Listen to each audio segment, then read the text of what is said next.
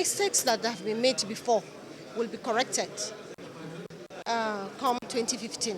Fortunately, there's an attempt to polarize the media, and that is where we think that the media has to stand up and remember that they have a responsibility to the country to uphold the integrity, the unity of the country, the stability of the polity, rather than to individuals or sectional interests. Other issues for deliberation include ownership interference and its consequences, electronic media and election awareness, as well as managing the broadcast media during elections. Away from politics now, when the federal government shifted the reopening date of primary and secondary schools to 13th October, Nigerians clapped. But unfortunately, the resumption date was brought forward to the 22nd of this month. Since then, there have been divided opinions among Nigerians on the resumption date. Franca Uzomalwa examines the level of preparedness of some schools to prevent the Ebola virus disease. This is the LEA Primary School, Aleita, FCT, Abuja, still on holiday mood, except for Wasiu Babalola, who came from Ibadan to spend the holiday in Abuja with his brother, Aziz. Because of Ebola. What is Ebola? I don't know. Even the LEA Primary School, Aleita, does not seem to know the meaning of the Ebola virus disease, given the poor sanitary condition of the school. One of the key response materials in the Ebola virus disease is water. Then one wonders if this small source of water supply will be sufficient for all the pupils in this school when the school eventually reopens. Meanwhile, some parents have reacted to the 22nd September resumption date. I know before the government start taking this step of bringing back the date, they never foresaw that the issue in Rivers State will crop up.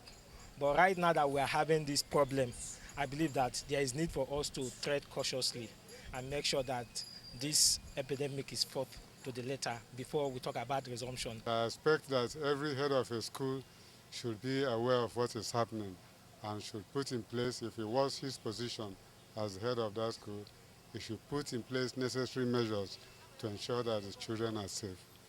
Losing children, parents will not be happy. So let's give them time. The government is doing the best they can. Let them, after the Salah, if possible, they can resume the resumption of the school. On the part of the Nigeria Union of Teachers, the environment is not safe yet for parents to release their children to school. Assuming you want the students to come back so that you get money and pay your teachers and do your business, whatever, and in the end, the scourge enters your school, it is that same school that will be abandoned for the next session, so many sessions. No parent wants to send his own child to that school that was infected. But the Minister of Education, Malam Ibrahim Shekarau, had assured Nigerians of the safety and well-being of their children in schools. Proprietors of schools, public and private, to use this opportunity to revisit and rebuild the school health program. For the Nigeria Union of Teachers, the Ebola virus disease is a case of life and death that may result to immediate disaster in schools if it is not well handled. From the National Teachers House, Abuja, Franca Uzomalwa, NTA News. Talking security now, the Nigerian Security and Civil Defense Corps, Kogi State Command, has destroyed an illegal refinery located at Achose, a village along Okene Auchi Road. Commandant of the Corps in Kogi State, Dayo Clement, who led an anti-vandalism squad to the scene, told newsmen that the refinery was destroyed last year but was rebuilt and expanded by the vandals. Correspondent Yakub Onotu tells us more. Commandant, Nigerian Security and Civil Defense Corps, Kogi State Command, Dayo Adesuyi Clement stated that the command got intelligent information about the nefarious activities of the men of the underworld and immediately swung into action. The commandant disclosed that men of the anti-vandal squad engaged the illegal operators of the refinery in a gun battle which lasted all through the night before his men could take control of the illegal facilities. He added that a suspect was arrested while others escaped with various degrees of injuries. At the last count, we have about 65 drums made of PMS and diesel. very unfortunate. The refineries were later set on fire by the civil defense team. Yes, okay. From Achose, Okene Auchi, Benin Road, Yakub Onotu, NTA News. Reports just reaching us says the Federal Executive Council has approved the establishment of 10 integrated medium-scale rice mills and 6 cassava flour mills spread across the country. This formed part of the decisions taken by the Council today. State House correspondent Segun Laole reports.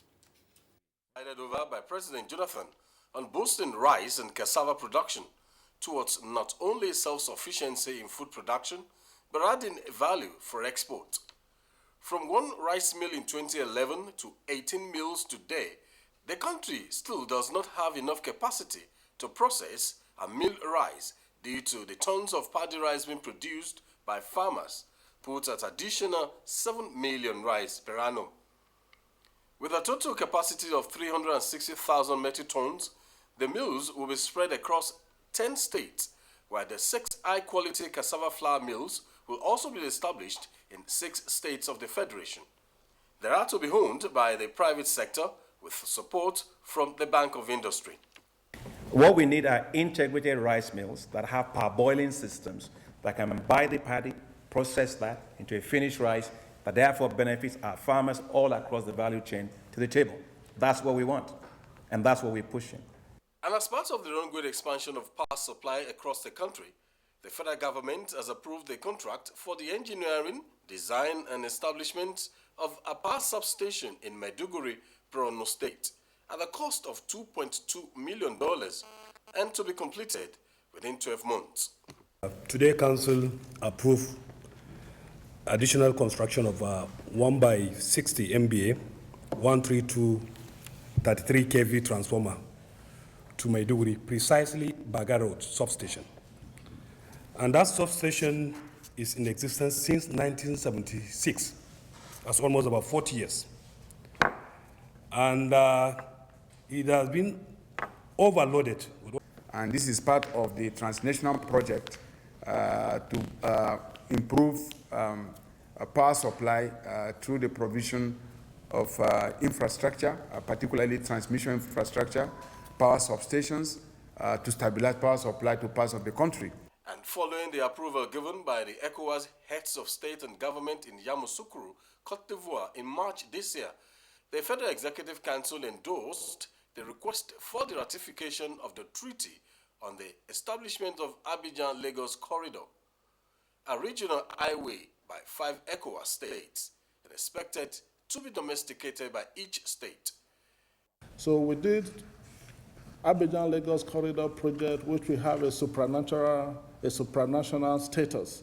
Nigerians will be able to really boost our trade in terms of regional trade in the sub-region. In other words, all the good work that is going on in the various sectors of our economy, with the agriculture, manufacturing, industries, and the mining sector, we will now be able to take advantage of the regional integration in the sub-region to really take over a commanding share of the ECOWAS market. The Council also approved the provision of instruments of ratification by the Attorney General of the Federation. In the State House, Segun Laole, NTA News. This is the news on NTA International. Earlier, we reported that Nigeria's President Jonathan has frowned at the pro-Jonathan banners that seem to ridicule the Bring Back Our Girls campaign and ordered the immediate removal. We also reported that United Nations Development Programme at a forum in Abuja has challenged media practitioners on professionalism for credible 2015 polls. Ahead on the news, France reneges on cutting public deficit, seeks European Union's understanding. Details and more shortly. The jangling discords of our nation into a beautiful symphony of brotherhood. Change is never easy. It was not easy for Dr. Martin Luther King when Prime Minister Lee Kuan Yew transformed Singapore from third world to first world. It was not easy. They stoned him. It was not easy for Nelson Mandela. I, Barack Hussein Obama. It was not easy for Barack Obama. Nothing worthwhile ever is. Dr. Martin Luther King did it. Prime Minister Lee Kuan Yew did it. Nelson Mandela did it. Barack Obama did it. Goodluck Jonathan is doing it. He is transforming Nigeria. Mr. President, keep doing it. We who are with you are so many more than those who are against you. A message from protectors of Nigerian posterity.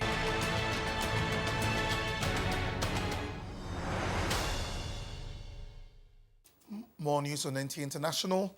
The newly established Presidential Board on Job Creation has been inaugurated by President Goodluck Jonathan. The 31-member board makes create 3 million jobs.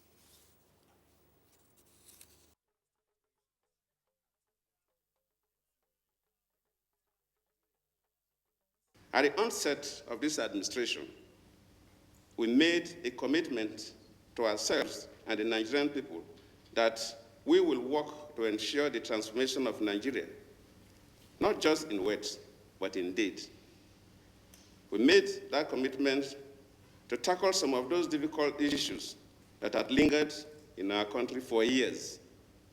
And very firmly, we have made further commitments to do our utmost to leave a people-beneficial legacy on our nation, no matter how difficult that may be.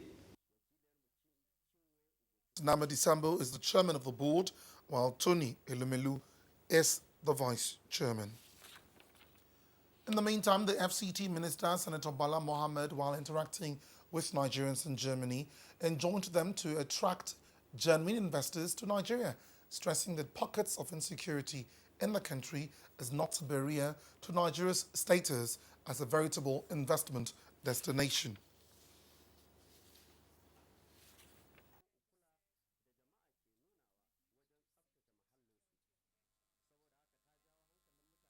The insecurity is real, but it is not only peculiar to Nigeria. We have the highest investment per capita in West Africa, not Ghana because of our population. Investment is about doing business. And our own doing business has come to a level where there is turnaround time, where you can access land very easily, where people from the diaspora are managing the economy and they are bringing global best practice into Nigeria. And therefore it is easy to make business and to make profit in Nigeria, irrespective of the insecurity, which has been insulated to a certain section, and government has shown responsibility and responsiveness. This makes now the best time to invest in Nigeria. Talking business now, Asset Management Corporation of Nigeria, AMCON, to redeem 867 billion naira bonds by October. Plus, France breaks promise to the European Union to cut its public deficit, and world oil price with Chiazalam Ikie on Business News.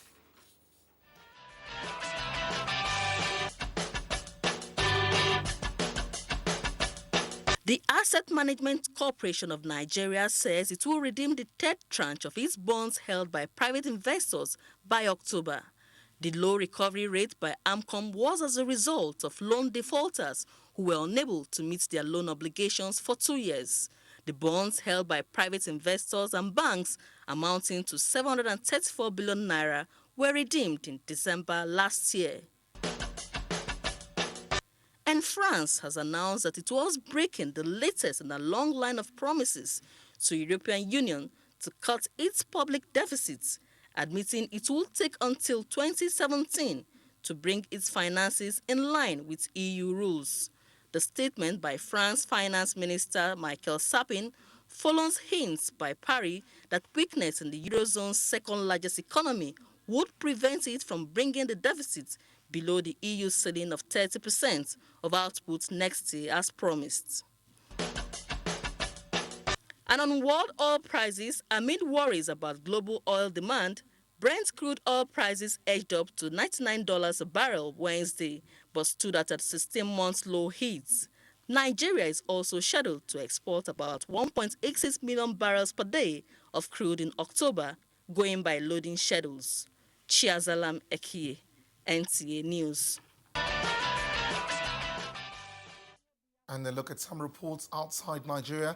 Liberian Foreign Minister calls on other African countries for assistance to tackle Ebola infestation, just as fourth American infested with Ebola virus arrives in the United States for treatment.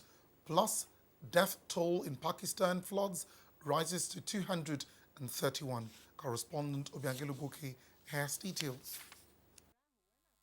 Liberian Foreign Minister Augustine Gaffon has called on African nations to assist Liberia in its battle against Ebola by immediately lifting all travel bans and reopening borders to facilitate the movement of essential supplies. He called on the international community to accelerate production of experimental drugs that are effective against Ebola virus, some of which border on stigmatization.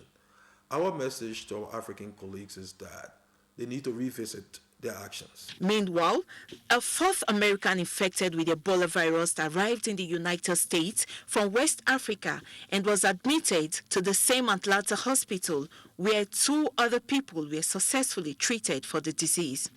The hospital said in a statement that the patient would be treated in the same isolation unit for serious infectious disease, where U.S. missionaries Nancy Redball and Dr. Kent Bradley also received care for the virus before being discharged last month.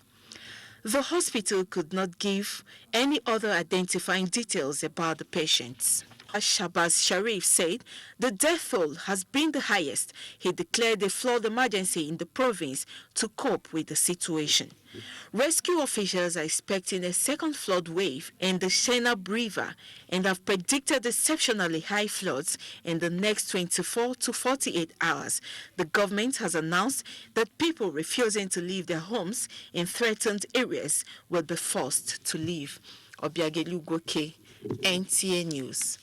And that brings us to the weather forecast for Thursday on major Nigerian and world cities.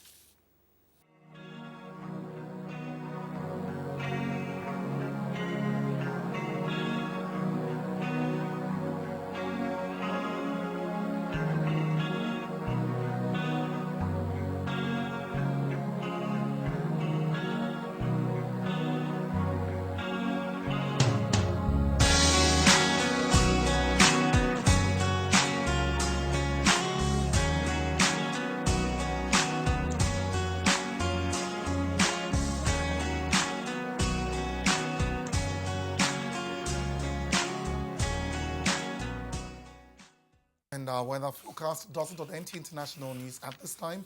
I am Okwe Panyong. Thanks for watching.